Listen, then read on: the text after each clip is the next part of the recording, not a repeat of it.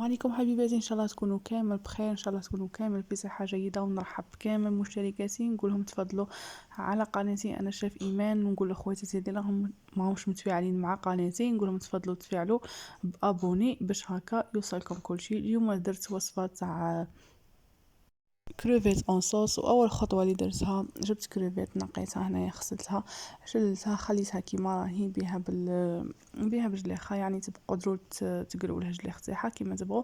اول خطوه درتها، درت مغرف تاع زبده وشويه تاع الزيت، خليتهم يحموا وحطيت عليهم هذيك الكروفيت وزدت عليها هنايا شويه تاع الملح وخليتها، غميتها وخليت حتى يطلق لي هذاك الماء تاعها.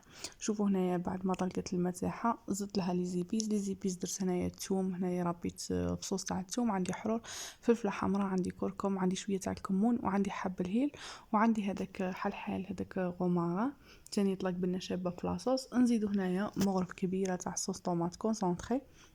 زدت هنايا ربيت 2 حبات تاع طوماط كبار، زدتهم عليها، خلطت كل شيء ونجيبو شويه تاع الماء، شويه يعني ماشي بزاف، نص كاس هكا، نمرقوا به هذيك لاصوص.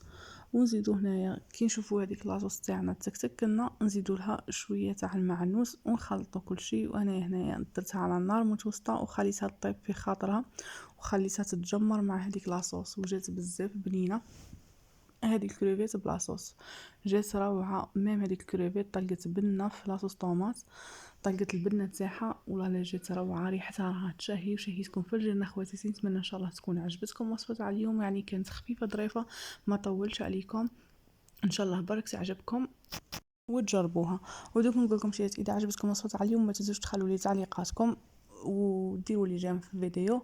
ودوك نقول لكم خواتاتي تهلاو في رواحكم، تلاقاو في وصفه اخرى ان شاء الله، وصحه فطوركم ومع السلامه.